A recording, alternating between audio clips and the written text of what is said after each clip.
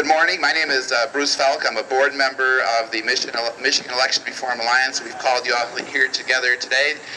We want to discuss the issue we want to talk to you about today is the citizenship question that was on the ballot. It was on the ballot in ballot applications, registration applications in February, and again at the primary election that we just had August 7th. And Ruth Johnson has decided, as of a report of yesterday, that she's going to have it on the applications in November for the general election. So we're going to turn this over to Jan Bendor. She is the statewide coordinator for MERA. Thank you very much.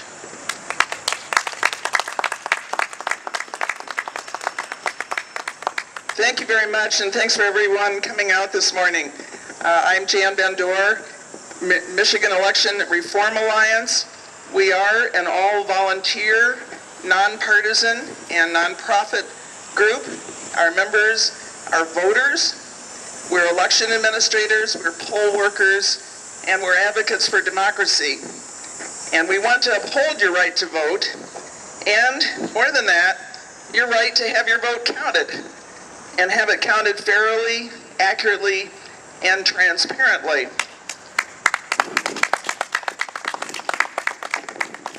We're here to stand up for Michigan's 7.3 million voters and their right to access the ballot without arbitrary and capricious barriers or harassment. And we have received literally hundreds of complaints from people who voted in the August 7th primary. Now, what are these complaints about, and when did this start?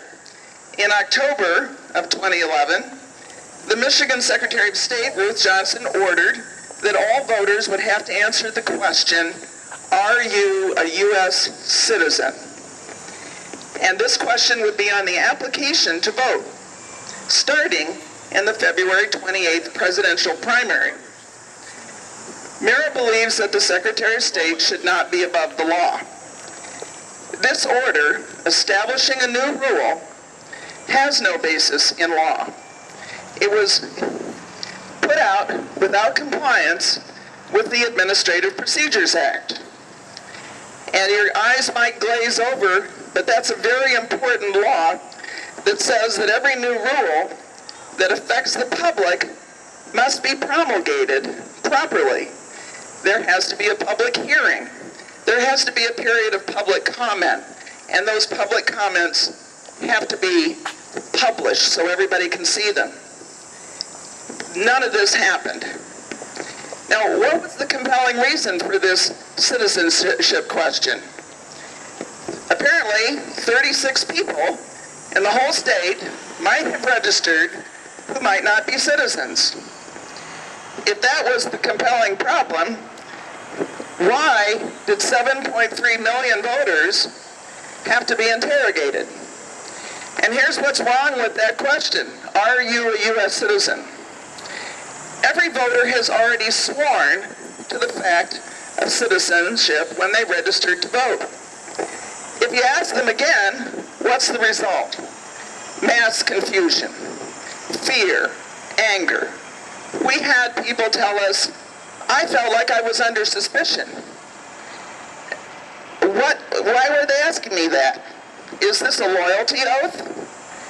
I voted in the same place for 30 years.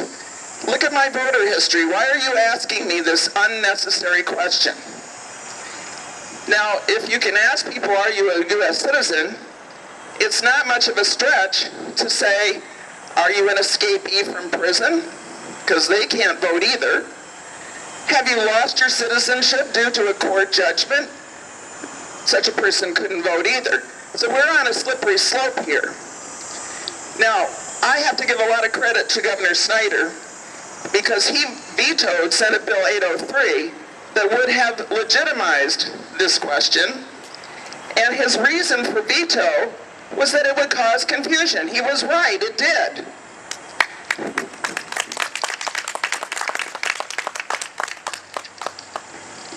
MERA is here to call on the Secretary of State to drop the question. Drop the question.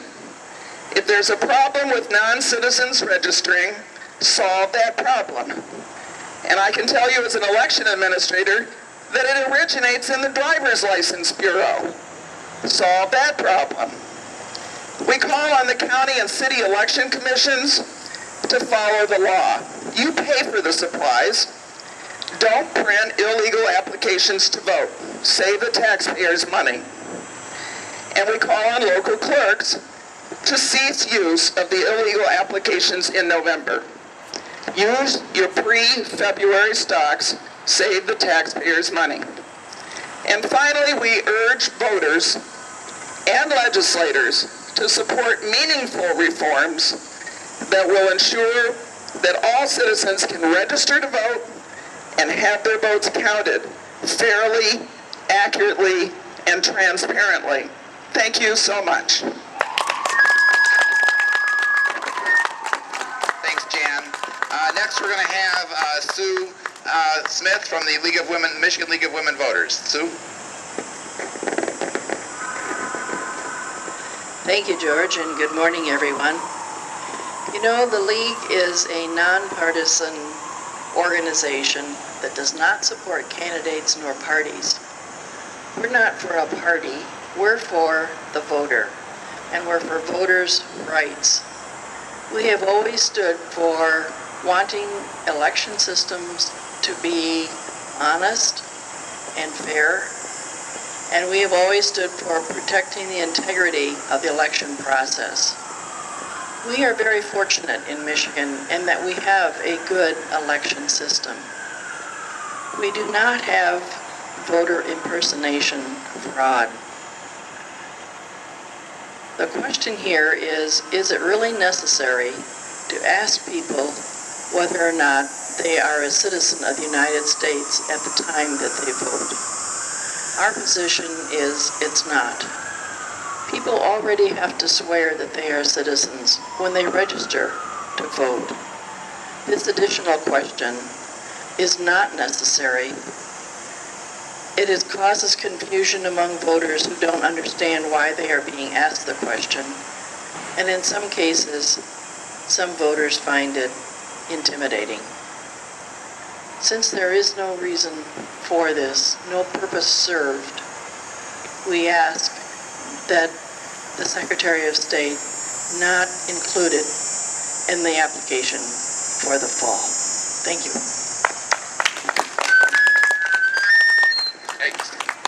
Sorry about that. Next we'll have State Representative Barb Byrum. Thank you very much. As Democratic chair of the Elections and Redistricting Committee, we took testimony on the citizenship question.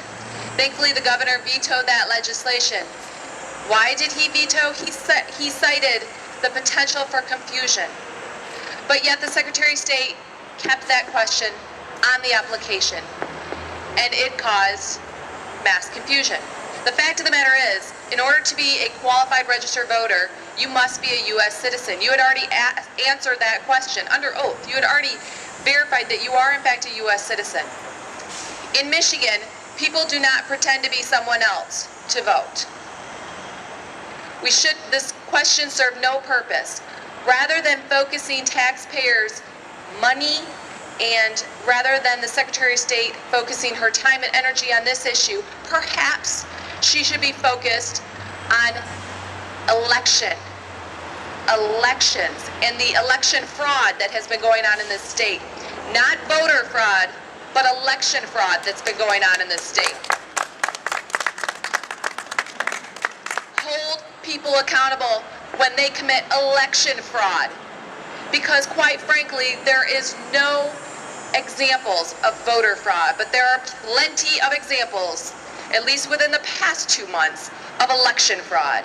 So thank you all very much for coming. I'd like to introduce a dear friend of mine and a colleague. The last time we were here on the Capitol steps, we had an amazing time, and it's my honor to introduce Representative Lisa Brown. Thank you, Barb. And I want to thank you all for being here this morning. And as some of the previous speakers mentioned, I want to thank the governor as well for standing up for voters and opposing confusing voters in our state. Currently under the law, when you go to register to vote, you have to say that you are a U.S. citizen. If you lie anywhere in that application, you are guilty of a misdemeanor.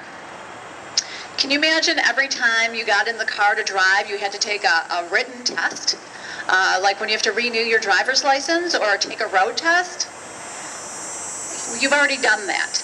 And we shouldn't have to reassert our citizenship every time we go to vote. This is only leading to confusion, as you've heard. And the difference in voting versus having a driver's license, of course, is a right versus a privilege. And it is a right to be able to vote. There is no problem. There are no instances of this sort of voter fraud. As Barb mentioned, we have election fraud issues happening in the state, and that should be the focus. But where there's no problem, we're creating a problem. The Secretary of State is creating a problem when our citizens are becoming disenfranchised from participating in the democratic process of electing our officials. Thank you. I'm going to pass it back to Bruce. Thanks, Lisa and Barb. We also want to urge the public, if you felt that you were harassed, intimidated by having to answer this question during the primary election, we would like you to contact MERA, the Michigan Election Reform Alliance. You can contact our statewide coordinator, Jan Bendor. Her email is jan@bendor, BENDOR.org. Phone number 734-484-1744. We thank you very much for coming today.